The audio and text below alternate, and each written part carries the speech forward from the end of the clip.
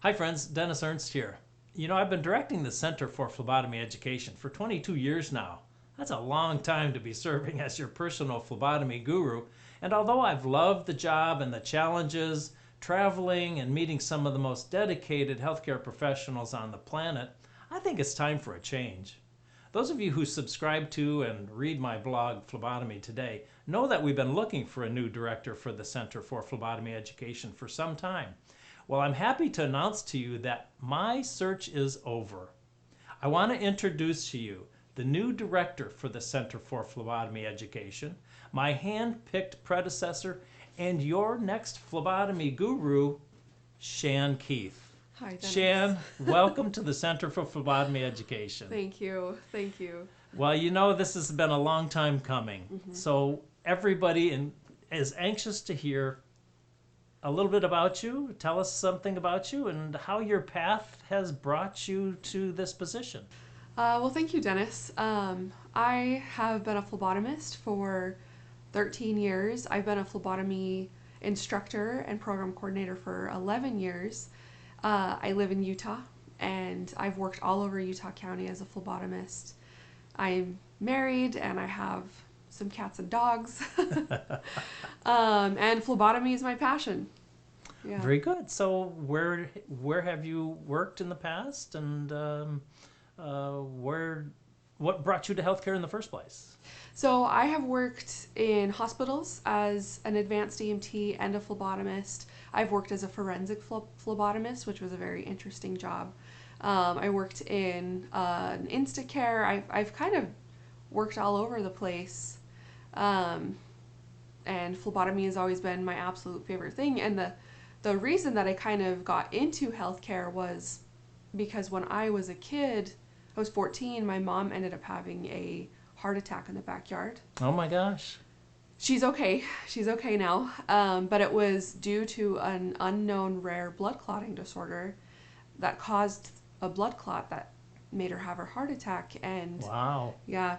And during that whole experience, watching these healthcare professionals take care of her and do their jobs, I wanted to be that. I wanted to be just like those people. And one of the things I especially noticed was in the hospital, some phlebotomists were really good at their jobs and some phlebotomists were not quite as good at their jobs. And I didn't know what made a good phlebotomist and what didn't, but I knew that I wanted to be someone who could do those skills well.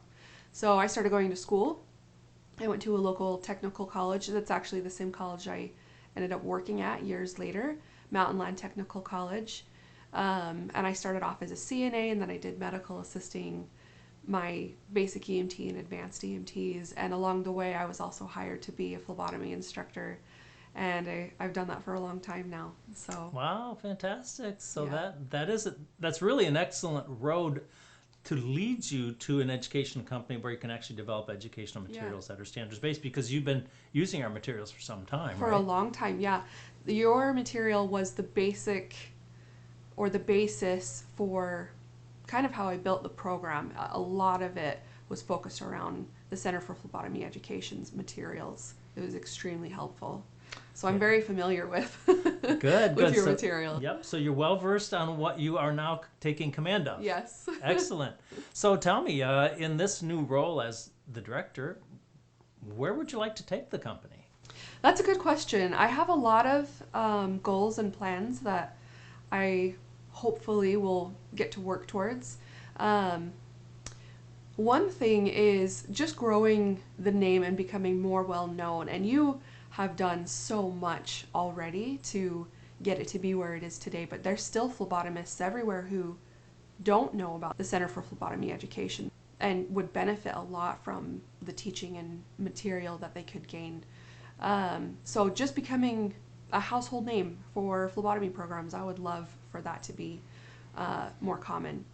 And then another goal that I have, but it's going to be a tough one, is getting phlebotomy regulated in all the states. Right now, as you know, there are only 4 states that have regulation for phlebotomy practices, which is not enough.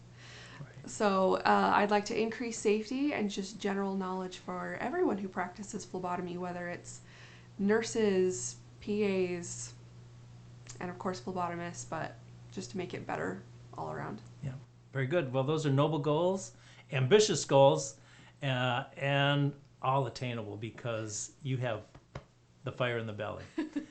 We did a diligent search, and I have to tell you that your resume was quite impressive. You're a great communicator, and that's something that our customers and those who interact with us really appreciate.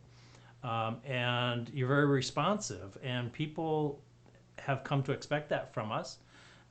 Your grasp of the standards is outstanding. They've come to expect that from us as well. So I think our customers and those who interact with us will find this to be a very seamless change of leadership. I hope so. And so that's one of the key reasons we brought you on board, and we're really thrilled to have you. So I have to tell you, it's time that you put on the lab coat of leadership. Are you ready? I'm ready. All right, let's see how it fits. Okay. Well, you're only the second person to wear this. Really? Yep, here you go.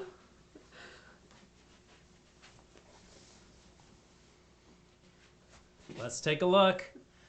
Now that looks authoritative. Thank you. You wear it well. Thank you, Dennis. So now that you're the director, how's it feel? It's definitely a little intimidating and daunting, but mostly I'm really excited to get started.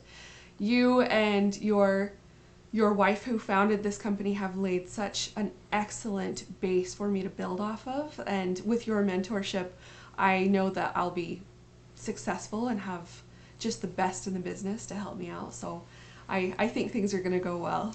Well, you're exactly right, and I have the most implicit confidence in you. You came so well prepared.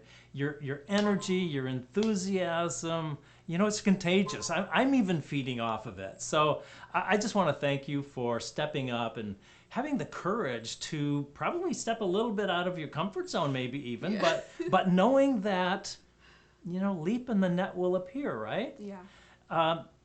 By so doing, you're continuing a legacy that, let's face it, might not have continued had we not found the right person. Not everybody can do this job, but you can, and we know you can. So thank you for continuing the legacy. And of course, we'll be right here mentoring you, making a nice, smooth transition.